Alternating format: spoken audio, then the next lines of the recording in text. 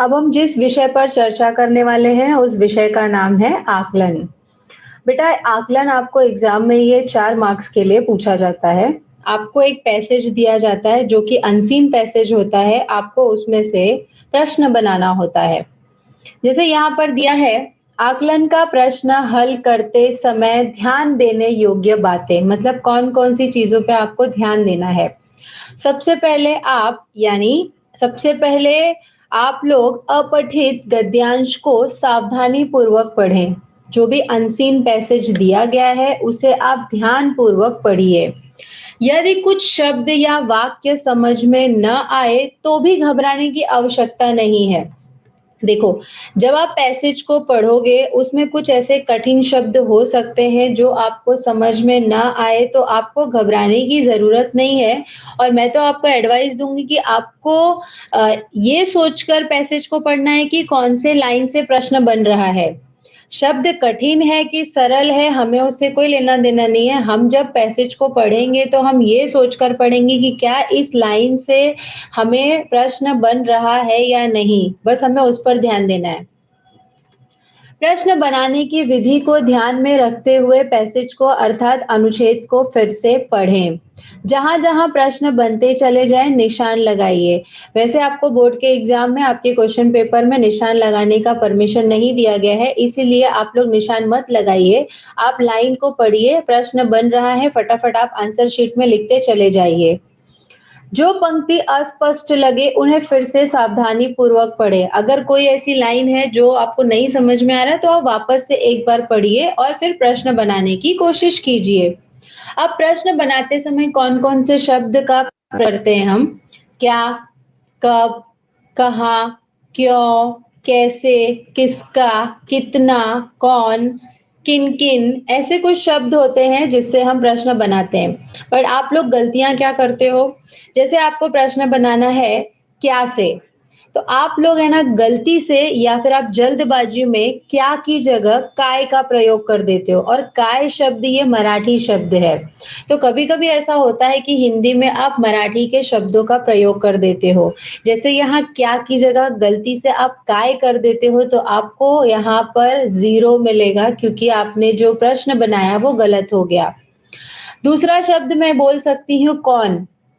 आप जब कौन का प्रयोग करते हो तो हिंदी में न होता है, आप लोग मराठी का ण लगा देते हो, तो कौन-कौन हो जाता है वो, जो कि आपका ये शब्द गलत माना जाएगा। तो बहुत छोटी-छोटी गलतियाँ आप करते हो जिसके कारण आपको जो फुल मार्क्स 4 मिलने वाले होते हैं, वो नहीं मिलते हैं। तो प्लीज़ आप लोग ऐसी गलतियाँ मत कीजिए। फिर उसके बाद कितना, अब कितना जो ये शब्द है बहुत आसान है, लेकिन आप लोग इसमें भी क्या गलती करते हो, आधा त लगाते हो। जबकि पूरा त आएगा, आप जल्दबाजी में क्या करते हो, कितना लिखते समय आधा त का प्रयोग करते हो। प्लीज़ आप लोग ध्यान दीजिए, ये शब्द गलत है। कितना में त पूरा आएगा। फिर एक शब्द है क्यों। हमें जब प्रश्न बनाना है तो हम शब्द का प्रयोग करते हैं क्यों, आप लोग क्यों डाल के आते हो, यानी य के नीचे छोटी ऊ की मात्रा लगा देते हो। क्यों ये जो शब्द है ये गलत है क्योंकि प्रश्न बनते समय क्यों का प्रयोग होता है। और आप लोग एक किधर डालते हो, किधर शब्द। किधर ये शब्द हिंदी में कहीं है ही नहीं, कहाँ का प्रयोग होता है। बहुत बार आप लोग कहाँ पर ह के ऊपर चंद्र बिंदी डालना भूल जाते हो जिसके कारण भी आपके मार्क्स कट जाते हैं। तो प्लीज़ ध्यान दीजिए मैंने जो-जो शब्द मैंने अभी कहा आपको जैसे क्या, कौन, कितना, क्यों, कहाँ, तो ह के ऊपर चंद्र बिंदी डालने का अगर आपने नहीं डाला तो आपके मार्क्स कट जाएँगे। आगे बढ़ते हैं कि अगर आपको कोई पैसेज दिया गया है तो आपको प्रश्न बनाना कैसे है। जैसे यहाँ पर आपको एक अनसीन पैसेज दिखाई दे रहा है आपके स्क्रीन के ऊपर। पवन पुत्र हनुमान, भीष्म पितामह, स्वामी दयानंद, स्वामी विवेकानंद जैसे बाल ब्रह्मचारियों ने भारत भूमि को पावन किया। मैंने एक लाइन पढ़ा और मुझे इस लाइन से अगर प्रश्न बन रहा है तो मैं सबसे पहले अपने आंसर शीट में प्रश्न बनाऊँगी। एक प्रश्न बनने के बाद फिर मैं दूसरी लाइन पे जाऊँगी। तो मैं यहाँ प्रश्न बना सकती हूँ, किन-किन बाल ब्रह्मचारियों ने भारत भूमि को पावन किया? Question mark. क्वेश्चन मार्क डालना मत भूलिएगा। आप प्रश्न बना रहे हो तो आप फुल स्टॉप नहीं डालोगे, आप प्रश्न चिन्ह डालोगे। बहुत बार आप गलती से है के बाद पूर्ण विराम लगा देते हो, जिसके कारण भी आपके मार्क्स कट जाते हैं। तो किन किन बाल ब्रह्मचारियों ने भारत भूमि को पावन किया? Question mark. संसार के प्राचीन ग्रंथ वेदों में लिखा है, ब्रह्मचारी मृत्यु को जीत लेते हैं। यहाँ पर एक प्रश्न बन रहा है, संसार के प्राचीन ग्रंथ वेदों में क्या लिखा है? Question mark. या फिर एक और प्रश्न बनता है, ब्रह्मचारी मृत्यु को जीत लेते हैं। ब्रह्मचारी किसे जीत लेते हैं? तो मृत्यु को जीत लेते हैं। ब्रह्म शब्द का अर्थ है परमेश्वर, विद्या और शरीर रक्षण। तो हम यहाँ प्रश्न बना सकते हैं तीसरी लाइन से कि ब्रह्म शब्द का अर्थ क्या है। ये हो गया, हमारे 3 यहाँ पर प्रश्न बन चुके हैं। बेटा हमें वैसे भी एक पैराग्राफ से 4 प्रश्न बनाने होते हैं, आप एक एक्स्ट्रा बनाकर आइएगा। और बहुत बार आप लोग क्या, कब, कहाँ ये शुरुआत में लगाते हो। प्रश्न बनाते समय ध्यान दीजिए कि क्या, कब, कहाँ, कैसे ये कभी भी मिडल में या फिर अंत में प्रयोग किया जाता है, शुरुआत में नहीं। जैसे एक उदाहरण मैं आपसे पूछूं, आपका नाम क्या है? ये प्रश्न सही है या फिर क्या नाम है आपका, ये सही है। तो हमारा जो उत्तर है, जो सही है, जो सही प्रश्न हमने बनाया है वो है, आपका नाम क्या है? Question mark. आप लोग क्या करते हो, क्या नाम आपका है? तो ये जो आपने सेंटेंस फॉर्मेशन है ना, आप ये गलत कर देते हो कई बार, इसके कारण भी आपके मार्क्स चले जाते हैं। तो क्या, कब, कहाँ, कैसे, ये शब्द आप मिडल में या फिर अंत में प्रयोग कीजिए। आगे लाइन है, ब्रह्मचर्य का पालन करने से शरीर स्वस्थ होता है। तो प्रश्न बनता है, ब्रह्मचर्य का पालन करने से शरीर कैसा होता है? स्वस्थ होता है। जिसका शरीर स्वस्थ उसका मन स्वस्थ, जिसका मन स्वस्थ उसकी स्मरण शक्तियां तेज होती हैं। अब वैसे भी मेरा देखो 4 तो बन चुका है, मैंने 4 प्रश्न बना लिया है, मैं एक और एक्स्ट्रा बनाऊंगी। वो किसी, यहाँ पर हमारे पास अभी 4 लाइन और बचे हुए हैं, उसमें से एक और बना लेती हूँ। विद्यार्थी जीवन में आकलन शक्ति का अपना विशेष महत्व है। ब्रह्मचार्य विद्यार्थी जीवन की कमियां पूरी करता है। प्राचीन भारतीय साहित्य में ब्रह्मचार्य की महिमा लिखी है। मैं यहाँ पर प्रश्न बना सकती हूँ कि ब्रह्मचार्य की महिमा किसमें लिखी है? तो प्राचीन भारतीय साहित्य में लिखी गई है। यहाँ पर 5वां प्रश्न तैयार हो गया। बाल ब्रह्मचारी कौन कौन थे, ये भी हो सकता है, या किन किन लोगों ने बाल ब्रह्मचारी को पावन किया, वो भी हो सकता है। संसार के प्राचीन ग्रंथों में क्या लिखा है? ब्रह्म शब्द के कितने अर्थ है या कौन कौन से अर्थ हैं? प्राचीन साहित्य या प्राचीन भारतीय साहित्य में किसकी महिमा लिखी गई है? ब्रह्मचार्य की। ब्रह्मचार्य का पालन करने वाले विद्यार्थी कैसा बनता है? हमें वैसे भी 5 प्रश्न बनाने हैं, हमारे 5 प्रश्न बन चुके हैं। हमें एक्स्ट्रा एक ही बनाना है, वैसे तो 4 बनाने हैं, एक आप एक्स्ट्रा बनाकर हमेशा रखिए। और गलतियां मत कीजिए। आपको लगता आसान है बट एक्चुअली आसान नहीं है, क्योंकि बहुत छोटी छोटी आप गलती करते हो, जैसे मैंने आपको बताया। अभी देखो यहाँ पर कौन कौन के बीच में हाइफन है, स्क्रीन पे देखिए कौन कौन के बीच में हाइफन है। आप ये हाइफन तक नहीं लगाओगे तो भी आपके हाफ मार्क्स कट जाएंगे। और आप कौन कौन की जगह पे कौन कौन डाल के आते हो, इसलिए भी आपके मार्क्स कटते हैं। दूसरा, क्या की जगह आप लोग काय का प्रयोग करते हो, इस पे भी आपके मार्क्स कटते हैं। तो ऐसी छोटी छोटी गलतियां मत कीजिए। और सबसे बड़ी गलती आप क्या करते हो ना, कि जैसे यहाँ पर आपको लिखना है प्रश्न 1, तो आप लिख के आते हो उत्तर 1। बना तो आप प्रश्न रहे हो, लेकिन आप डाल के आते हो उत्तर 1, जबकि आपको डालना है प्रश्न 1, प्रश्न 2, प्रश्न 3, प्रश्न 4, प्रश्न 5। लास्ट में जो ये क्वेश्चन मार्क है ये डालना अनिवार्य है। तो ये था आकलन, जो कि आपको एग्जाम में 4 मार्क्स के लिए पूछे जाते हैं। हमारा जो सेकंड टॉपिक है वो है विज्ञापन। तो हम चलते हैं अपने सेकंड टॉपिक विज्ञापन पर। विज्ञापन बनाते समय हमें किन किन बातों का ध्यान देना चाहिए, चलिए हम शुरुआत करते हैं। विज्ञापन व्यक्तियों को निरंतर मनाते रहने की कला है। यदि आप कोई भी प्रोडक्ट का एडवर्टाइज या फिर आप विज्ञापन बना रहे हो, तो आप ज़ाहिर-सी बात है लोगों के दिल में जगह बना रहे हो अपने प्रोडक्ट के लिए।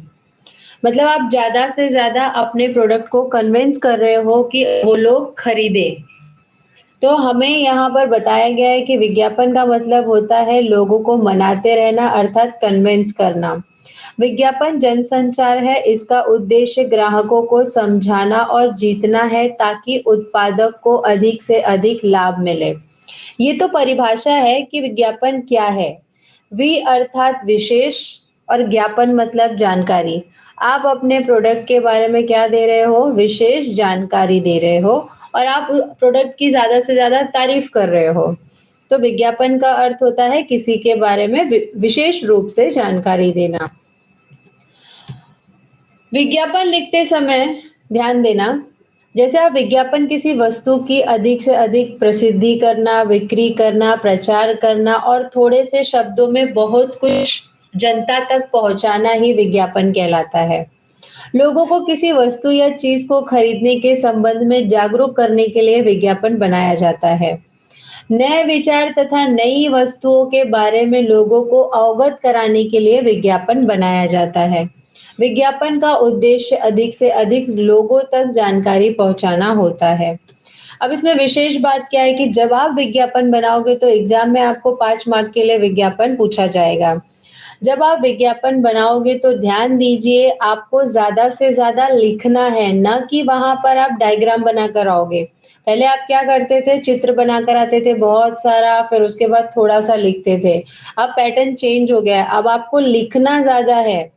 यहाँ पर आपको लिखना ज़्यादा है, यहाँ पर आपको ड्राइंग वगैरह नहीं बनाना है। और जब भी आप किसी प्रोडक्ट के बारे में विज्ञापन या जानकारी दे रहे हो, तो ध्यान दीजिए आपकी भाषा कैसी होनी चाहिए, प्रभावशाली होना चाहिए, सौंदर्यपूर्ण होना चाहिए। विज्ञापन आकर्षक होना चाहिए, अट्रैक्टिव होना चाहिए, लोग उससे अट्रैक्ट हो, रोचक होना चाहिए। और आपके विज्ञापन से आप कोई ना कोई सूचना प्रदान कर रहे हो, यानी कोई ना कोई आप मैसेज दे रहे हो।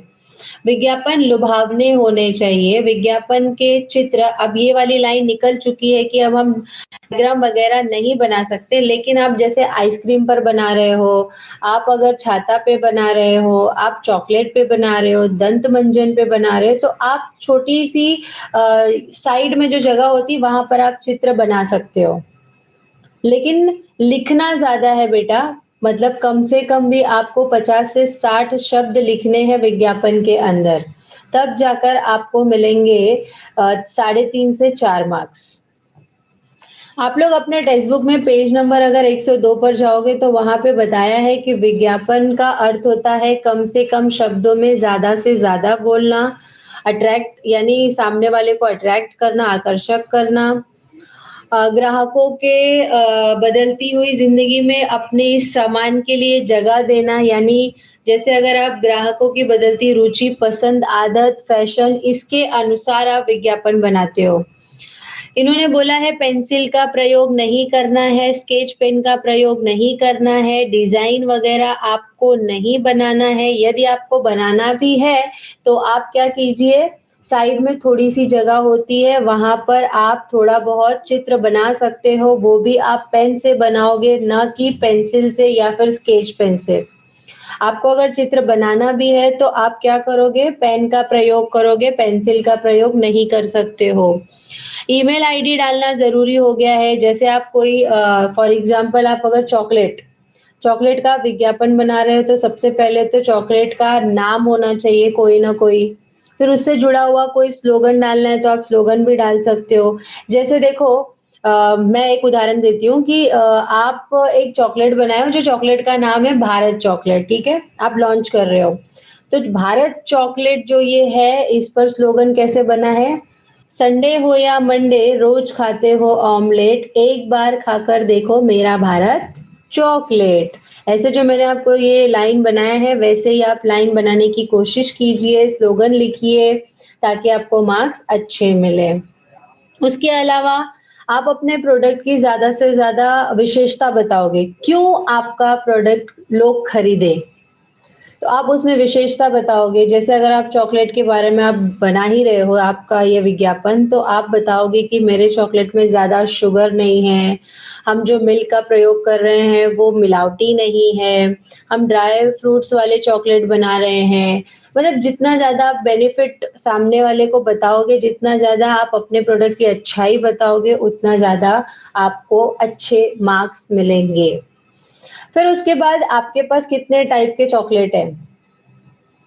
जैसे 5 स्टार अलग होता है, डेयरी मिल्क अलग होता है, पर्क अलग होता है, तो वैसे ही आपके पास कितने टाइप के चॉकलेट है वो भी आप बताओगे और ये चॉकलेट कहाँ मिलेगा?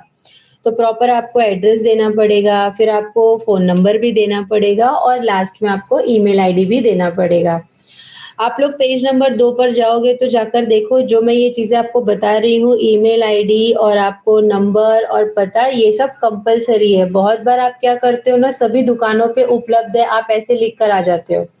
आप पता की जगह पर सभी दुकानों पे उपलब्ध है, ऐसा लिख कर आओगे तो आपको मार्क्स नहीं मिलेगा, आपके मार्क्स यहाँ पर कट जाएँगे। आपको एक कोई ना कोई फेक एड्रेस बनाना पड़ेगा, आपको एक फेक ईमेल आईडी बनाना पड़ेगा और आपको फ़ोन नंबर बनाना पड़ेगा, ठीक है? और जो भी आपका प्रोडक्ट आप लॉन्च करने वाले हो, आप ज़्यादा से ज़्यादा स्टार्टिंग में कोई वो दोगे छूट, तो आप ऑफर भी दे रहे हो, कुछ स्टार्टिंग के जो कितने 100 ग्राहक हैं, उनको आप कुछ परसेंटेज का छूट दे रहे हो, उनको एक पर एक फ्री भी दे रहे हो, ऐसा कुछ आप उसमें लिखिए ताकि आपके सामान की बिक्री ज़्यादा हो, आपका चॉकलेट मार्केट में ज़्यादा बिके, ठीक है? विज्ञापन ये लाइन हमारे लिए नहीं है। जैसे यहाँ पर बताया है कि आजकल विज्ञापन के प्रसार के लिए बहुत सारे माध्यम अपनाए जाते हैं, जैसे समाचार पत्र, पत्रिकाएँ, radio, television, film, internet, poster, banner, पर्चे वगैरह-वगैरह, आपके सामने दिया गया है। अब ये तो मैंने आपको बताया है कि अगर आप किसी प्रोडक्ट को लॉन्च कर रहे हो तो किस तरीके से आपको विज्ञापन बनाना है। दूसरा होता है कभी-कभी सिक्योरिटी गार्ड्स चाहिए होते हैं, सेल्समैन चाहिए, सेल्समैन, सेल्स गर्ल और फ़ोन ऑपरेटर वाले चाहिए या ड्राइवर चाहिए, नौकरी चाहिए। अगर आप इसके लिए बनाते हो, तो कैसे आप बनाओगे? सबसे पहले मैं अगर सिक्योरिटी गार्ड के बारे में यहाँ पर आपको ये बनाने के लिए दूँगी, तो किस तरीके से गार्ड्स चाहिए, भारत की मशहूर सिक्योरिटी एजेंसी कहाँ चाहिए? तो सबसे पहले नाम देना पड़ेगा कि हमें एक्चुअली ज़रूरत कहाँ है सिक्योरिटी गार्ड की। तो मुंबई, नई मुंबई, तलोजा, पातालगंगा और शाहपुर के लिए ऊँचे, तगड़े, अनुभवी सिक्योरिटी सुपरवाइज़र चाहिए। अब अगर सिक्योरिटी गार्ड चाहिए तो कोई बौना-सा, पतला-सा, छोटा-सा तो नहीं ढूँढेगा, तो यहाँ लिखा है तगड़ा चाहिए, हट्टा-कट्टा चाहिए, एक्सपीरियंस वाला चाहिए और थोड़ा-सा हाइटेड होना चाहिए। दूसरी चीज़ उसका क्वालिफ़िकेशन में कम से कम 10th से 12th तक तो होना चाहिए। तीसरी चीज़ उसे जो पगार दी जाएगी वो उसकी योग्यता के अनुसार उसकी काबिलियत देखकर दी जाएगी। तो आना कहाँ पर है तो प्रॉपर आपको एड्रेस देना पड़ेगा, कहाँ पर आकर वो इंटरव्यू देगा। तो प्रॉपर एड्रेस दो, प्रॉपर फ़ोन नंबर दो और ईमेल आईडी दो, ये दोनों में कंपल्सरी है। यानी अगर आप कोई प्रोडक्ट लॉन्च कर रहे हो उसमें भी ज़रूरी है लिखना और अगर सिक्योरिटी गार्ड्स चाहिए, ड्राइवर चाहिए, नौकरी चाहिए, सेल्समैन चाहिए, सेल्स गर्ल्स चाहिए, उसके लिए भी लास्ट में आपको एड्रेस देना पड़ेगा। तो फेक एड्रेस बनाना है, फेक ईमेल आईडी बनाना है और फेक आपको फ़ोन नंबर बनाना है। 50 से 60 शब्दों में लिखना है, फुल पेज कवर करना है। बहुत बार बच्चे क्या करते हैं कि आकलन लिखने के बाद नीचे छोटा-सा विज्ञापन बना देते हैं। अगर आप छोटा-सा विज्ञापन बनाकर आओगे तो आपको छोटे से मार्क्स भी मिलेंगे। पेज को कवर कीजिए, जैसा बोर्ड में बोला गया है वैसा फॉलो कीजिए। 1 पेज पूरा होना चाहिए, 50 से 60 शब्द होने चाहिए। चित्र नहीं चाहिए, हो सके तो बनाते समय ऐसा बनाइए कि थोड़ा प्रभावशाली और आकर्षक हो, आपके स्पेलिंग अच्छे हो, गलतियाँ ना हो और इंग्लिश शब्दों का प्रयोग कम से कम कीजिए। ओके? तो ये था विज्ञापन जिसमें आप कौन-कौन सी गलतियाँ ना करें और क्या आप करें, ये मैंने आपको बता दिया है। हमारा जो अब तीसरा टॉपिक है वो है कहानी लेखन। तो हम चलते हैं अपने तीसरे टॉपिक कहानी लेखन पर। कहानी आपको बोर्ड के एग्जाम में 5 मार्क्स के लिए पूछा जाता है, जिसमें आपको 15 मिनट का समय दिया जाता है उसे कंप्लीट करने के लिए। यहाँ पर ऐसे उदाहरण दिया हुआ है कि आपको रूपरेखा दी जाएगी, रूपरेखा मतलब कुछ शब्द दिएँगे, फिर डैश, फिर कुछ शब्द होंगे, फिर डैश, ऐसे करके आपको कहानी तैयार करनी होती है। बट ज़रूरी नहीं है कि बोर्ड के एग्ज़ाम में आपको इसी तरीके से रूपरेखा वाली स्टोरी दी जाए। अब कहानी आपको 3 प्रकार से दी जाती है। एक तो आपके सामने जो आपको स्क्रीन पे दिखाई दे रहा है वैसे, दूसरा आपका जो प्रकार होता है वो आपको 4 से 5 शब्द दिए जाते हैं और उस शब्द से आपको कहानी बनानी है। और उसके बाद थर्ड वाला होता है आपको कहावत दी जाती है और कहावत से ही आपको कहानी बनानी है। तो अब 3 प्रकार से आपको कहानी पूछे जाते हैं। तो एक तो रूपरेखा पर, एक आपको शब्दों पर और एक ऐसा हो सकता है सुविचार या फिर कहावत पर। यहाँ पर कुछ बातें हैं जो हमें ध्यान देने योग्य है। अगर आपको रूपरेखा दी जाती है तो आप क्या करोगे 2 से 3 बार उसे ध्यान से पढ़ोगे, उसके बाद स्टोरी स्टार्ट करोगे। हर वाक्य पूर्ण तथा घटनाक्रम के अनुसार लिखना चाहिए। जैसे आप कहानी की शुरुआत कर रहे हो तो आपको पहला जो पैराग्राफ है उसमें आपको इंट्रोडक्शन देना पड़ेगा। तो हर एक वाक्य, हर एक सेंटेंस को पहले कंप्लीट करो, उसके बाद दूसरी घटना स्टार्ट करो, ऐसा यहाँ पर दिया गया है। केवल खाली जगह भर देने से कहानी नहीं बनती है। बहुत बार आप करते क्या हो कि जो रूपरेखा दी गई है ना, आप उसी को क्या करते हो, था है, बस इतना ही लगाकर कहानी कंप्लीट कर देते हो।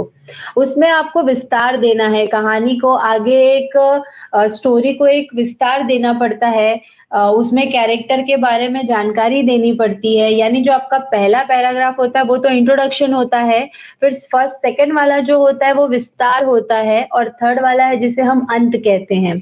तो फर्स्ट होता है आपका शुरुआत जिसे हम प्रारंभ कहते हैं, सेकंड होता है विस्तार एंड थर्ड होता है अंत। कहानी 3 पैराग्राफ में आपको लिखना होता है। सेकंड वाला पैरा थोड़ा-सा बड़ा लिखना है। नेक्स्ट है कहानी में काल्पनिक नामों का प्रयोग करना चाहिए जो स्थान और पात्र के अनुसार हो। गांव की स्टोरी लिख रहे हो तो गांव का नाम होगा, गांव के कैरेक्टर होंगे। शहर की स्टोरी लिख रहे हो तो शहर के नाम होंगे, शहर के स्टोरी होंगे, कैरेक्टर होंगे। कहानी की भाषा एकदम सरल और मुहावरेदार होनी चाहिए, यानी भाषा में बहुत कठिन शब्दों का प्रयोग मत कीजिए। सरल भाषा में कहानी लिखिए और मुहावरेदार होनी चाहिए। अगर आपको मुहावरा आता है तो ही प्रयोग कीजिए, गलत मुहावरे का प्रयोग मत कीजिए। हमेशा कहानी भूतकाल में लिखनी चाहिए क्योंकि जो चीज़ें हो जाती हैं वही एक स्टोरी बन जाती है। तो जो हमारी कहानी है वो भूतकाल में होती है, तो इस पे आप ध्यान दीजिए कि स्टोरी था में ज़्यादा रहेगा, लेकिन कैरेक्टर के बीच में जो बातें होंगी वो किसी भी काल में हो सकती हैं। वो प्रेज़ेंट में भी हो सकती हैं, फ्यूचर में भी हो सकती है, पास्ट में भी हो सकती हैं।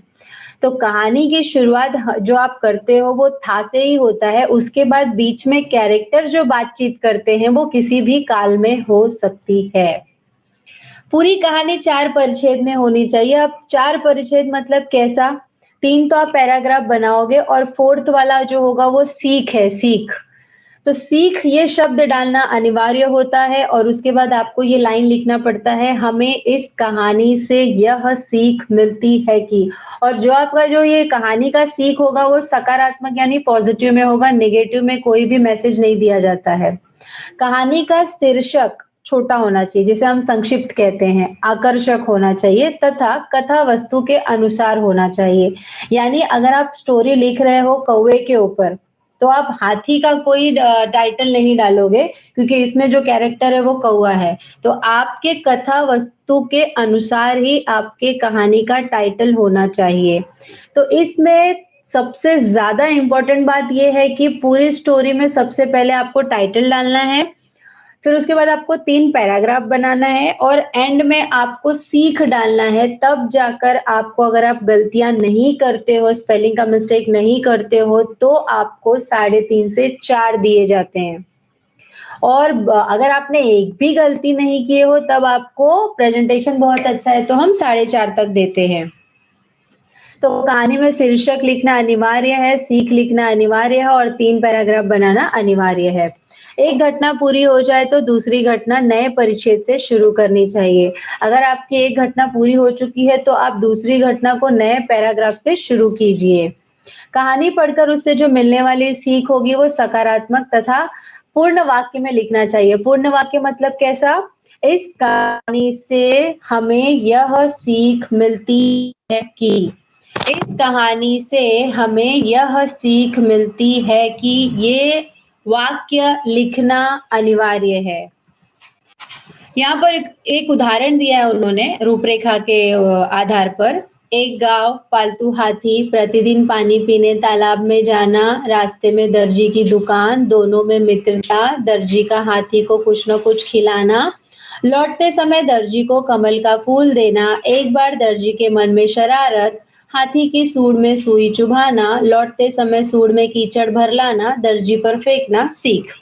हमें आधे से ज़्यादा चीज़ तो यहाँ पर रूपरेखा में दे दिया गया है। अब हमें इसे एक पैराग्राफ में इसे कहानी को लिखना है। तो पहला हमने टाइटल दिया जैसी करनी वैसी भरनी, और टाइटल हमारे ही कहानी से जुड़ा हुआ होना चाहिए, कथा वस्तु के अनुसार ही होना चाहिए। बहुत समय पहले की बात है, आप कोई भी स्टोरी स्टार्ट करो, मैं आपसे रिक्वेस्ट करती हूँ कि ये वाली लाइन सबसे पहली लाइन होगी। यानी किसी भी टाइप की स्टोरी लिखोगे तो उसमें ये लाइन कंपल्सरी लिखना, बहुत समय पहले की बात है। फिर आप कोई भी गांव का नाम दे सकते हो। तो यहाँ दिया है माधवपुर नामक गांव में एक जमींदार रहता था, यानी लैंडलॉर्ड। उसके पास एक पालतू हाथी था। वह हाथी बहुत ही समझदार था। उसका नियम था कि वह प्रतिदिन सुबह के समय गांव के बाहर तालाब में पानी पीने जाता था। मतलब रूपरेखा में जो शब्द दिए गए हैं ना, उसी शब्द के आधार पे हम कहानी का विस्तार करते हैं। हम उसी शब्द से जोड़कर कहानी को आगे लिखेंगे। तो यहाँ पर उसका नियम था कि वो प्रतिदिन सुबह के समय गांव के बाहर तालाब पर पानी पीने जाता था। उसी रास्ते में एक दर्जी की दुकान पड़ती थी। दर्जी रोज उसे खाने के लिए फल देता था और बदले में हाथी भी तालाब से लौटते समय अपने साथ एक कमल का फूल लाकर दर्जी को भेंट करता था। इस प्रकार धीरे धीरे दोनों में गहरी मित्रता हो गई। दर्जी किसे कहते हैं बेटा? कपड़े सिलने वाले को कहते हैं, कंफ्यूज मत होना। एक दिन दर्जी के मन में शरारत सूझी। हमेशा की तरह, यानी यहाँ पर पैराग्राफ चेंज हो रहा है। ध्यान दीजिएगा, पैराग्राफ चेंज होते समय लाइन नहीं छोड़ना होता है। आप बहुत बड़ी गलती करते हो, प्लीज मत कीजिए। पैराग्राफ जब चेंज होता है तो आप लाइन नहीं छोड़ सकते हो। एक दिन दर्जी के मन में शरारत सूझी। हमेशा की तरह उस दिन जब हाथी ने फल लेने के लिए दर्जी की दुकान की तरफ अपनी सूंड बढ़ाया, तब दर्जी ने फल के बदले हाथी की सूंड में सुई चुभा दी। हाथी विष का घूंट पीकर, ये मुहावरा है, चुपचाप तालाब की ओर चला गया। वह मन ही मन दर्जी से बदला लेने का उपाय सोचता रहा। हाथी तालाब से लौटते समय अपनी सूंड में कीचड़ भर लाया और दर्जी की दुकान में डाल दिया। इससे दर्जी की दुकान के सारे कपड़े खराब हो गए और उसका बहुत नुकसान हुआ। अब दर्जी को अपनी गलती का एहसास हुआ और वह अपने किए पर पछताने लगा। यहाँ पर सीख क्या मिल रही है? तो इस कहानी से हमें यह सीख मिलती है कि जैसा करोगे वैसा भरोगे। तो आपने ये देखा कि 3 पैराग्राफ में कहानी को कैसे विस्तार दिया गया, लास्ट में इसका सीख कैसे लिखा गया और शीर्षक क्या दिया गया था। इसी तरीके से एग्जाम में भी आपको फॉलो करना है। आपको 4 शब्द या 6 शब्द ऐसा भी दे सकते हैं कहानी लिखने के लिए, आपको कहावत भी दे सकते हैं और आपको सुविचार भी दे सकते हैं। जैसे यहाँ पर आपके टेक्स्ट बुक में भी दिया हुआ है स्टोरी। आपके टेक्स्ट बुक में पेज नंबर 25 पर दिया है 5 शब्द या 4 शब्द। अलमारी, गिलहरी, चावल के पापड़, छोटा बच्चा। अब आपको 4 शब्द दिए हैं और इसी से आपको स्टोरी तैयार करनी है। तो आप क्या करोगे? स्टोरी तैयार करने के लिए सबसे पहले आप शीर्षक डालोगे, फिर उसके बाद कहानी की शुरुआत करोगे और लास्ट में आप कहानी का अंत करोगे। तो रामू एक छोटा बच्चा था, वो बड़ा ही प्यारा था। उसे पशु पक्षियों से बहुत प्यार था। उसके पास कुत्ता और बिल्ली थी। वह उनका बहुत ही अच्छे से ख्याल रखता था। यह हम एक स्टोरी बना रहे हैं। उसके घर के आंगन में आम का एक पेड़ था। उस पर कई प्रकार के पक्षी बैठते थे। रामू के कक्ष में एक अलमारी थी। उस पर एक खग यानी पक्षी दंपत्ति ने अपना घोंसला बनाया, यानी चिड़िया ने अपना एक घोंसला बनाया उसके अलमारी के पास। उस पर रामू उन्हें पर्याप्त मात्रा में खाने और अनाज वगैरह सब डालता था, मतलब उसे खाने के लिए। उसी पेड़ पर एक गिलहरी भी रहती थी। उसके शरीर पर झब्बेदार बाल थे। वह बहुत ही सुंदर दिखती थी। गिलहरी पेड़ के नीचे उतरकर आंगन में आती, वह पक्षियों के साथ अनाज के दाने बड़े मज़े से खाती। आपने इसमें नोटिस किया कि हमने अलमारी शब्द का भी प्रयोग कर लिया और हमने गिलहरी शब्द का भी प्रयोग कर लिया। अब बचा है चावल के पापड़ और छोटा बच्चा। एक दिन राजू की मम्मी ने चावल के पापड़ बनाकर घर के आंगन में सूखने के लिए रखे थे। काजू एवं चावल के पापड़ गिलहरी का स्वादिष्ट व्यंजन था। इस बात का पता राजू को नहीं था। जैसे ही गिलहरी ने चावल के पापड़ देखे, वैसे ही वह उन्हें खाने के लिए आंगन में आई। वह पापड़ों को बड़े ही प्यार से कुतर-कुतर कर खा रही थी। राजू के बड़े भाई ने जैसे ही गिलहरी के पापड़ को खाते हुए देखा, वह बहुत क्रोधित हुआ और गिलहरी को मारने के लिए तेजी से भागा। राजू वहीं पर उपस्थित था। उसे अपने बड़े भाई का यह आचरण या व्यवहार अच्छा नहीं लगा। उसने अपने भाई को ऐसे करने से रोका। फिर भी उसका भाई नहीं माना। वह गिलहरी को लाठी से मारने ही वाला था, तब राजू ने बड़े भाई के हाथ से लाठी छीन ली। बड़े भैया को राजू की उद्दंडता ये पसंद नहीं आई। वह गिलहरी को छोड़कर राजू पर बरसने लगा। इतने में राजू की दादी वहां आई और राजू के बड़े भाई को समझाते हुए कहती हैं, पशु पक्षियों पर दया करना और उनका रक्षा करना हमारा कर्तव्य है। दादी जी की बात सुनकर बड़े भाई का गुस्सा शांत हो गया और वह भी राजू के साथ गिलहरी को बड़े प्यार से चावल के पापड़ खिलाने लगा। तो ये थी स्टोरी जिसमें छोटा बच्चा, चावल के पापड़, अलमारी, गिलहरी, हमने सारे शब्दों का प्रयोग किया। इस कहानी से सीख क्या मिलती है कि हमें जानवरों के प्रति प्रेम भावना रखनी चाहिए। तो आप लास्ट में लिखोगे हमें इस कहानी से यह सीख मिलती है कि हमें जानवरों के प्रति प्रेम की भावना रखनी चाहिए। कभी भी हम स्टोरी का जो एंड करेंगे पॉजिटिव में करेंगे। तो ये हमने आपको एक उदाहरण के तौर पे कहानी बताई। आप कहानी घर पर लिखने की प्रैक्टिस कीजिए और हो सके तो टीचर्स को भेजिए ताकि आप जो गलतियां कर रहे हो वो हमें पता चले। ओके, अब हम लोग अपने जो नेक्स्ट वाले टॉपिक फोर्थ में पहुंचेंगे वो है निबंध। निबंध कैसे आपको पेपर में लिखना है, कितना पेज लिखना है, कितने मार्क्स के लिए आता है, अब हम उस पर चर्चा करते हैं। निबंध लेखन आपको आपके एग्जाम में 7 मार्क्स के लिए पूछा जाता है, जिसमें आपको 15 मिनट का समय दिया जाता है।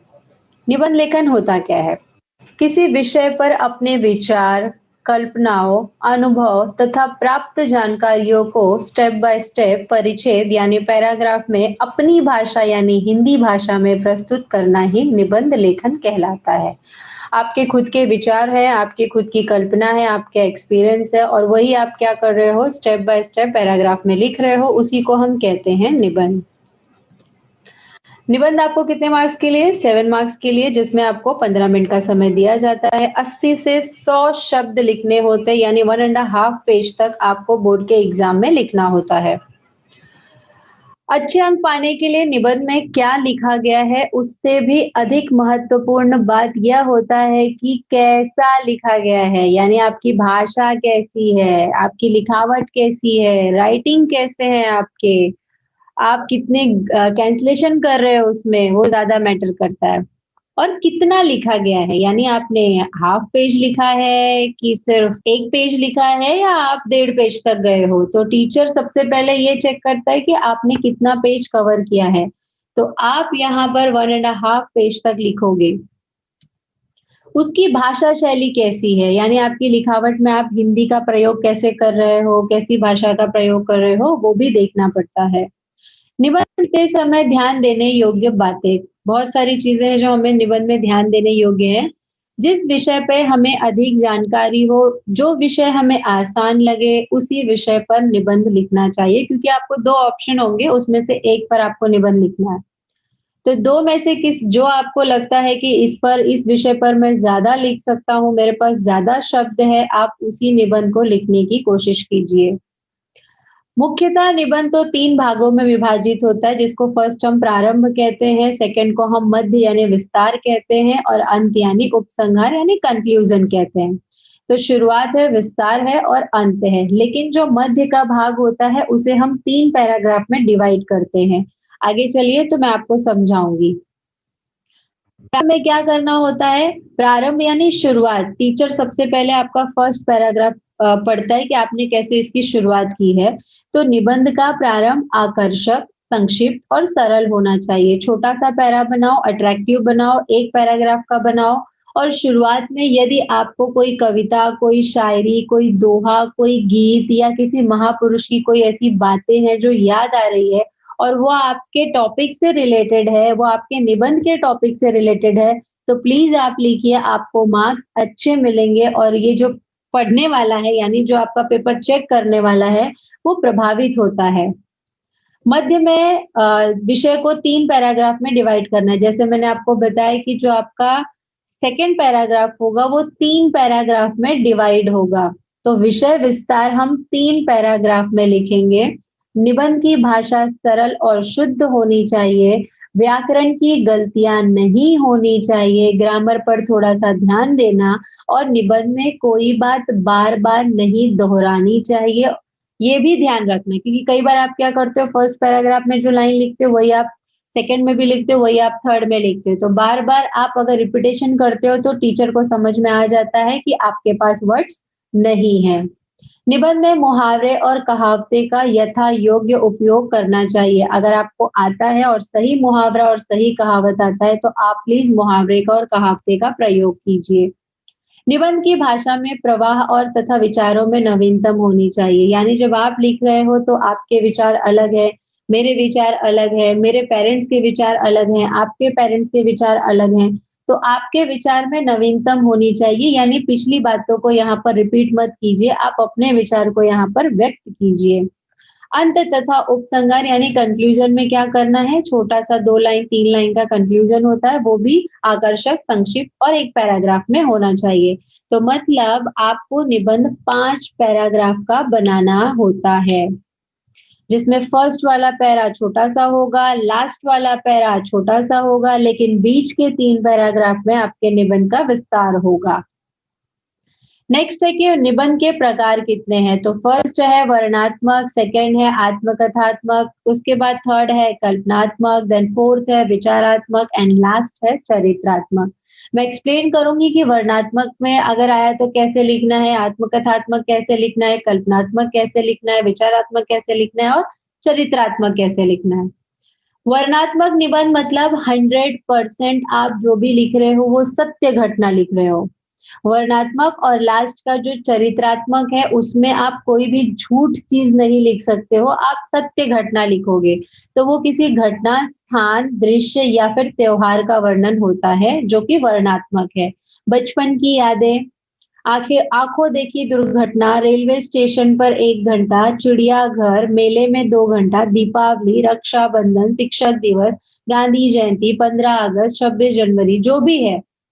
ये जो आपको यहाँ पर टॉपिक दिए गए हैं, चाहे मैं 15 अगस्त की बात करूँ या शिक्षक दिवस की करूँ या रक्षाबंधन की करूँ, जो आपने अपने आँखों से घटना देखी है, उसी को आपको लिखना है। यानी इसमें आप सत्य चीज़ें लिख रहे हो, इसमें आप कोई भी झूठ चीज़ नहीं लिख सकते हो। अगर आप 15 अगस्त के बारे में लिख भी रहे हो, तो आपको पूरी जानकारी होनी चाहिए कि हम 15 अगस्त क्यों मनाते हैं, कब से मनाते हैं, उसके पीछे क्या वजह है, जो भी है आपको पूरा सही लिखना पड़ेगा। सेम वैसे ही चरित्रात्मक में भी होता है। यदि आप किसी नेता के बारे में लिख रहे हो, मेरा प्रिय नेता, मेरा प्रिय शिक्षक, मेरा प्रिय वैज्ञानिक, तो आपको उनके बारे में पूरा नॉलेज होना चाहिए, तभी आप लिख सकते हो। वरना आप 1 या 2 पैराग्राफ लिखने के बाद कन्फ्यूज़ हो जाओगे कि अब आगे क्या करना है। तो जो टॉपिक आपको आसान लगे, उसी को लिखने की कोशिश कीजिए, ध्यान से लिखिए, ध्यान से पढ़िए। यहाँ पर एक उदाहरण दिया है मेले में 2 घंटा, इस पर आपको अब निबंध लिखना है। गाँव के लोगों में जितना आकर्षण मेले के प्रति होता है, उतना आकर्षण शायद ही किसी के प्रति हो। बहुत ही सही बात लिखा है यहाँ पर। इस बार हमें भी अपने गाँव का मेला देखने का सुअवसर प्राप्त हुआ। यानी स्टोरी ये जो आप है, जो निबंध आप लिख रहे हो और आप ही हमें ये पूरा स्टोरी बताओगे लेकिन निबंध के ज़रिए, कि आपने वहाँ गए तो आपके साथ क्या हुआ, कैसा हुआ, आपने क्या खाया, मेले में क्या देखा, क्या आपको अच्छा लगा वगैरह-वगैरह। इस बार दशहरा की छुट्टियों में अपने गाँव गया तो देखा सभी स्त्री, पुरुष, बच्चे मेले देखने की तैयारी बड़े ज़ोरों से कर रहे हैं। मैं भी अपने दादाजी के साथ मेला देखने गया। वाराणसी शहर में लगे हुए गंगा नदी के किनारे रामनगर का प्रसिद्ध मेला लगा हुआ था। जिधर देखो उधर ही हजारों की संख्या में लोगों का तांता यानी ये मुहावरा है, तांता लगा हुआ था। लोग रंग-बिरंगे कपड़े पहने मेले में एकत्रित हो रहे थे। गाँव की नारियाँ जो औरतें थी, जो वहाँ की महिलाएँ थी, गहरे रंगी कपड़े पहने भजन गाते मेले की तरफ जा रही थी। गंगा के किनारे रेतीले मैदान में दूर-दूर तक तंबू, डेरे तने हुए थे, यानी सबने तंबू या डेरा बनाकर रखा हुआ था। हजारों लोग गंगा के पवित्र जल में स्नान कर रहे थे। कुछ लोग किनारे पर बैठे पुजारी ब्राह्मणों के माथे पर तिलक लगवा रहे थे, यानी ये कुंभ मेले की बात कर रहे हैं यहाँ पर। कुछ लोग मेले की सैर से थककर विश्राम कर रहे थे। अंधे, लूले, लंगड़े और भिखारियों की एक बड़ी सेना भी वहां भीख मांग रही थी। हमने भी भिखारियों को मिठाई, केले आदि जो भी थे वो बाँटे। मेले में जगह-जगह कई तरह की दुकानें थी, कहीं पर मिठाइयाँ बिक रही थी, तो कहीं पर फल, कहीं पर कपड़े, तो कहीं पे बर्तन। श्रृंगार की भी कई दुकानें थी, जहाँ औरतें चूड़ियाँ तथा बिंदियाँ खरीद रही थी। यानी आपने देखा यहाँ पर कितना पैराग्राफ हो गया, टोटल 4। मेले में सबसे अधिक लोग जलेबी खाते हुए तथा पानी पूरी व चाट खाते हुए दिखे। मैंने भी खूब जलेबियां खाई। ये तो चौथा पैराग्राफ का 2 लाइन है। लास्ट है 5वां पैराग्राफ। सर्कस, रहट झूला आदि अनेक आमोद प्रमोद के साधन मेले में मौजूद थे, यानी एंटरटेन की भी बहुत सी चीजें थी वहां पर। जादूगर अपनी जादूगरी दिखा रहा था, तो बंदर वाला बंदरिया नचा नचा कर लोगों का मन मोह रहा था। मेले का प्रबंध बड़ी कुशलता के साथ किया गया था। स्थान स्थान पर सुरक्षा कर्मी सुरक्षा के लिए तत्पर थे। गंगा में कोई डूब ना जाए, इसके लिए बड़ी बड़ी नावें गंगा जी में घूम रही थी। ये देखो यहाँ पर 5 से 6 पैराग्राफ भी हो सकता है, लेकिन आपको 5 पैराग्राफ कंपलसरी बनाना ही है, आपके पास कोई चॉइस नहीं है। संध्या समय होते-होते मेले के ही मैदान में राम और रावण का सेनाओं सहित आगमन हुआ, यानी वहां पर एक नाटक होने वाला था। लक्ष्मण द्वारा सुपुर्णखा की नाक काटी गई। रावण द्वारा सीता का हरण किया गया। फिर क्या था, हनुमान ने देखते ही देखते पूरी लंका में आग लगा दी। राम रावण की सेना में भयंकर युद्ध हुआ। रावण का भाई कुंभकर्ण मारा गया, मेघनाद मारा गया। अंत में राम द्वारा रावण का वध कर दिया गया। पाप का प्रतीक रावण जलकर भस्म हो गया। ये था हमारा जो ये निबंध है उसका लास्ट वाला पैराग्राफ। उसमें ये भी उन्होंने ऐड किया है, अब हम थक चुके थे, समय भी अधिक हो चुका था। हम अपने छोटे भाई के साथ गुब्बारे, खिलौने और माँ और दादी जी के लिए जलेबियां लेकर दादी जी के साथ घर की ओर प्रवास किए या घर की ओर वापस चले गए। मेले में लगभग 2 घंटे घूमने का मजा बड़ा ही अनोखा था। मनोरंजन के साथ-साथ धार्मिक भावना में भी वृद्धि हुई। मेले में विभिन्न समुदाय के ग्रामवासियों से मिलने का अवसर मिला और ये बहुत ही अविस्मरणीय था। लास्ट में उन्होंने बताया कि ये मेरे लिए बहुत ही अविस्मरणीय था। तो वो था वर्णनात्मक, जिसमें उन्होंने अपने आँखों से देखी घटना को यहाँ पर लिखा। वैसे ही आपको भी लिखना है। उसके बाद है आत्मकथात्मक, जो कि आत्मकथात्मक 100% झूठ हम लिखते हैं, इसे हम ऑटोबायोग्राफी कहते हैं। पूछे गए वस्तु हो या प्राणी हो, व्यक्ति हो या अ, पूछे गए वस्तु, प्राणी, व्यक्ति के रूप में स्वयं अर्थात अपने आप को वहाँ पर प्रस्तुत करके इसे लिखना होता है। अगर साइकिल की आत्मकथा दी है तो हम खुद फ़ील करेंगे कि हम एक साइकिल हैं। अगर दीपक की आत्मकथा दी है तो हम फ़ील करेंगे कि हम दीपक हैं। फूल की आत्मकथा दी है तो हमें वैसे ही फ़ील करना है। तो यहाँ पर घायल सैनिक है, भूकंप पीड़ित है, बाढ़ पीड़ित है, नदी की आत्मकथा है, भिखारी की आत्मकथा है। जब आप आत्मकथा की शुरुआत करोगे तो ऐसा फ़ील करोगे कि आपके साथ ही ये सारी घटनाएँ घट रही हैं। जैसे उदाहरण यहाँ पे दिया है घायल सैनिक की आत्मकथा, तो यहाँ पर आपको देखो 2 पंक्ति भी दी गई है। भरा नहीं जो भाव से बहती जिसमें रसधार नहीं, वह हृदय नहीं, वह पत्थर है जिसमें स्वदेश का प्यार नहीं। ऐसे आप अगर कोटेशन लिखते हो तो आपको मार्क्स अच्छे मिलते हैं। आप शुरुआत करोगे तो आप पहले घायल सैनिक की आत्मकथा लिख रहे हो तो शुरुआत में आपको आपका इंट्रोडक्शन देना पड़ेगा कि आप कहाँ से हो और आप इस फील्ड में क्यों आई। मैं एक घायल सैनिक हूँ, मेरा जन्म सह्याद्री के पहाड़ी प्रदेश में हुआ था, मेरे पिता भी एक सैनिक थे और अनेक वर्षों तक सेना में रहकर भारत माता की सेवा करने का अवसर प्राप्त किया था। मेरे मन में भी पिताजी की तरह ही एक सैनिक बनकर भारत माता की सेवा करने की प्रबल अभिलाषा थी या इच्छा थी। अंततः जवान होते-होते मैंने घुड़सवारी, तैरना, पहाड़ों पर चढ़ना ये सब सीख लिया था। मैं इस फील्ड में क्यों आना चाहता था और कैसे मैं गया वो आपको इंट्रोडक्शन में बताना पड़ेगा। आखिर वह दिन मेरे जीवन में आ ही गया जिसका मुझे हर पल का इंतज़ार था। मेरी प्रसन्नता का ठिकाना नहीं था। मैं महाराष्ट्र के एक सैनिक स्कूल में भर्ती हो गया। चंद दिनों में ही मेरी मेहनत मेहनत रंग लाई। मैंने सैनिक शिक्षा प्राप्त कर ली। मशीन गन, राइफल, टैंक, तोप आदि जो भी थे मैं वो सब चलाने में निपुण हो गया। साथ ही कार, मोटर, ट्रक चलाने में अनेक प्रमाण प्राप्त या पत्र प्राप्त किए। युद्ध स्थल की कार्यवाही, फायरिंग, गोलाबारी का काफ़ी मैंने अनुभव प्राप्त किया। मुझे सबसे पहले भारत-चीन सीमा पर भेजा गया था, यानी मैं सबसे पहले किस बॉर्डर पे गया था।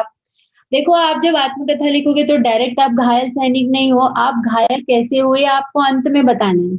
अगर मैं भिखारी की आत्मकथा बोल रही हूँ तो आप स्टार्टिंग से भिखारी नहीं हो, आप भिखारी कैसे बने ये आपको अंत में बताना है। आप बाढ़ पीड़ित हो तो कैसे क्या घटना घटी कि आप आज एक बाढ़ पीड़ित व्यक्ति हो। तो हम कभी भी जो अपनी स्टोरी का एंड होता है उसमें बताते हैं कि हम इस सिचुएशन में कैसे पहुँचे। सबसे पहले ये गए थे चीन के बॉर्डर पे, वहाँ पर लड़ाई हो रही थी। मैं वहाँ अपने साथियों के साथ देश की रक्षा करने के लिए लगा था। अक्टूबर 1962 में एक दिन चीनी सैनिकों ने हमारी चौकी पर अचानक हमला कर दिया। वे सैकड़ों थे जबकि हम कुल 30 थे, फिर भी हमने उन्हें नाको चने चबवा दिए, यानी ये मुहावरा है। अकेले मैंने 40 चीनियों को मौत की घाट उतार दिया था, परंतु दुःख तब तो सबसे ज़्यादा हुआ जब हमें पता चला कि हमारे 20 सैनिक भाई शहीद हो गए। 3-400 सैनिकों के सामने हम 10 कहाँ टिक पाते थे, तभी पता चला कि हमारी सहायता के लिए सैकड़ों भारतीय सैनिक आ गए हैं। हमारी ताकत बढ़ते देखकर चीनी सैनिकों 9-11 हो गए, ये मुहावरा है यानी भाग गए। सन 1962 में चीन से और 65 में पाकिस्तान सेना से लड़ा, यानी इन्होंने कहाँ-कहाँ पर युद्ध किया है वो बता रहे हैं। 1965 में तो मैं अपने बहादुर साथियों के साथ लाहौर तक चला गया और उसके बाद यदि ताशकंद समझौता ना होता तो हमारी छावनी लाहौर में होती। युद्ध विराम के बाद मैं अपने गाँव लौटा। माँ खुशी के मारे पागल हो गई। पत्नी और मुन्ना यानी इनके जो बच्चे थे वो दोनों बहुत प्रसन्न हुए। गाँव के लोगों ने जो थे वो लोगों ने गाँव के लोगों को मैंने यानी यहाँ पर वो सैनिक अपना जो एक्सपीरियंस है वो सबको सुनाता था। लेकिन कुछ समय के बाद पाकिस्तानी सेना ने कश्मीरी पर आक्रमण कर दिया। देश के रक्षा यज्ञ में अपनी आहुति देने के लिए मैं चल पड़ा। कश्मीर सीमा पर हमने जी जान से पाकिस्तान सैनिकों का सामना किया और हुआ क्या कि अंत में ये बताएँगे कि मैं घायल कैसे हुआ। ये जो झगड़ा हो रहा था, जो ये युद्ध हो रहा था, इसी भिड़ंत में मेरे पैरों में गोलियाँ लग गईं। तुरंत इलाज के लिए जाने से मैं बच गया, परंतु मुझे अपने दोनों पैर गँवाने पड़े। अपनी वीरता के उपलक्ष्य में भारत सरकार से मुझे वीर चक्र प्राप्त हुआ। आज मैं अपंग हो गया हूँ, मुझ में पहले जैसी शक्ति नहीं रही है, फिर भी मुझे इसका गम नहीं है तथा युद्ध में लगे जो घाव है वो तो मेरे जीवन के अमूल्य आभूषण है, यानी गहना है। अच्छा, अब मैं आज्ञा लेता हूँ या आज्ञा चाहता हूँ। जय हिंद। तन समर्पित, मन समर्पित और यह जीवन समर्पित, चाहता हूँ देश की धरती तुझे कुछ और दूँ। यहाँ पर हमने कोटेशन से शुरू किया और कोटेशन से अंत किया। तो ये था आत्मकथात्मक। आपको जैसे यहाँ पर पैराग्राफ दिए गए हैं वैसे ही आपको पैराग्राफ बनाना है। या आपको 7 मार्क के लिए पूछा गया है तो आपको लिखना ज़्यादा है। जितना ज़्यादा अच्छा लिखोगे उतना अच्छा आपको मार्क्स मिलेगा। उसके बाद कल्पनात्मक है, ये 50% हम कल्पना में होते हैं और 50% हम विचार में होते हैं। यदि मेरी लॉटरी लग जाए तो ये एक कल्पना है। अब लॉटरी आपको जितने की लगानी है लगाओ। यदि मैं डॉक्टर होता, यदि मैं पक्षी होता, यदि परीक्षा ना होती, यदि बिजली नहीं होती, तो इमेजिनेशन है और उसके साथ में अपने विचार भी आप व्यक्त करोगे। तो 50% आप कल्पना में बात करते हो, तो 50% आप अपने विचार को वहाँ पर प्रस्तुत करते हो। जैसे यहाँ पर उदाहरण के तौर पे दिया है कि यदि परीक्षा ना होती तो परीक्षा मनुष्य की योग्यता का मापदंड है, यानी उसी से तो पता चलता है इंसान की काबिलियत का। भरती हम में रुचि, उत्साह और परिश्रम अखंड है, इसीलिए हम अपनी चुनौती स्वीकार करते, एक दिन पा लेते लक्ष्य को संघर्ष करते करते। परीक्षाएं प्राचीन काल से ही चल रही है। प्राचीन काल से ही परीक्षाएं मनुष्य की योग्यता और अयोग्यता के निर्णायक रही है। किसी व्यक्ति को योग्य या अयोग्य होने का प्रमाण क्या देते हैं? एग्जाम देते हैं। मैं इसे पूरा नहीं पढ़ूंगी क्योंकि ऑलरेडी आपके मास्टर की में दिया गया है। आपको पढ़ना है और समझना है कि कैसे पैराग्राफ आपको डिवाइड करना है और कितने कितने लाइन का एक पैराग्राफ आपको बनाना है। आप अपने दिमाग में ये बैठा लीजिए कि आपको 5 पैरा कंपल्सरी बनाना ही है। 5 से 6 बना दोगे तो भी बहुत अच्छी बात है, लेकिन 5 से आप 4 पैराग्राफ मत बनाइएगा। सेकेंड लास्ट जो टॉपिक है वो है विचारात्मक निबंध। इसमें विचारों का महत्व अधिक होता है और काल्पनिकता नहीं होती है इसमें। माँ की ममता विचारात्मक है। इसमें आप अपने विचार को व्यक्त कर रहे हो, एकदम जैसे आप स्वमत लिखते हो वैसे ही आपको इसे लिखना है, लेकिन आपको 1.5 पेज तक लिखना है। गरीबी एक अभिशाप है, आप अपने विचार यहाँ पर व्यक्त करोगे। समय का सदुपयोग कैसे करना चाहिए, या आप अपने विचार यहाँ पर लिख रहे हो। जनसंख्या एक समस्या है, इस पर आप अपने विचार लिखोगे। इंटरनेट वरदान है या अभिशाप है, आप अपने विचार यहाँ पर व्यक्त करोगे। तो विचारात्मक का मतलब होता है स्वमत, जैसा आप लिखते हो सेम वैसा ही लिखना होता है। जैसे यहाँ पर उदाहरण के दिया है पानी की समस्या और उपाय। अब पानी हमारे जीवन में कितना ज्यादा महत्वपूर्ण है ये तो आपको भी पता है, और बिना पानी के हम जीवन की कल्पना ही नहीं कर सकते क्योंकि जल ही जीवन है। जहाँ पानी है वहीं जीवन है। पृथ्वी पर ऐसा कोई भी नहीं है जिसे पानी की आवश्यकता नहीं है। हर कोई जीव जंतु को पानी की आवश्यकता है। तो जब आप लिखोगे तो ये विचारों में लिखोगे, यानी आप अपने विचार को व्यक्त करोगे यहाँ पर। अब पूरी ये दुनिया कितने % पानी से घिरी हुई है वो भी आप इसमें बताओगे। तो ये है निबंध जो सेकेंड एंड लास्ट वाला है। मैं पढ़कर नहीं बताऊंगी क्योंकि मास्टर की में ऑलरेडी आपको दिया हुआ है। पढ़ना आपको है, शब्द आपको आनी चाहिए, वाक्य आपको, सेंटेंस फॉर्मेशन आपको करने आना चाहिए। मुझे तो सब कुछ आता है, लेकिन आपको आता है कि नहीं, आप खुद से लिखने की कोशिश कीजिए। तो ये था विचारात्मक, और लास्ट जो था वो था शायद चरित्रात्मक। चरित्रात्मक मतलब वही हो गया जो जब तक हमें जिसके बारे में पूरा नॉलेज नहीं है तब तक हम इसे हाथ नहीं लगाएंगे। अगर मेरा प्रिय खिलाड़ी सचिन तेंदुलकर है तो मुझे उसके बारे में पूरी जानकारी होनी चाहिए, तभी मैं इसे लिखूंगी, वरना मैं सेकंड वाला ऑप्शन चुनूंगी। और वैसे भी आपको 2 निबंध दिए जाते हैं जिसमें से आपको एक लिखना होता है। तो मुहावरे का प्रयोग कीजिए, जितना ज्यादा हो सके उतना ज्यादा लिखने की कोशिश कीजिए। 5 पैराग्राफ आपको कंपलसरी करना है। भाषा आपकी शुद्ध होनी चाहिए। बातों को बार बार रिपीट मत कीजिए। कविता, दोहा, शायरी, कोई महापुरुष की कोई कथन, कोई बात आपको अच्छी लगती है और उससे रिलेटेड है तो प्लीज आप उसमें ऐड कीजिए। और प्रेजेंटेशन पर ध्यान दीजिए, लिखावट पर ध्यान दीजिए, और अक्षर जो है वो उसको सुंदर बनाइए। और ये तभी हो सकता है जब आप लोग इसे बार बार प्रैक्टिस करोगे तब। तो चाहे वो स्वमत है, चाहे वो कहानी है, चाहे वो निबंध है, चाहे वो आकलन है, विज्ञापन है, लिखना सब में है। लिखने की प्रैक्टिस बनाए रखिए। लेक्चर को यहीं पर समाप्त करती हूँ। Bye bye, take care, God bless.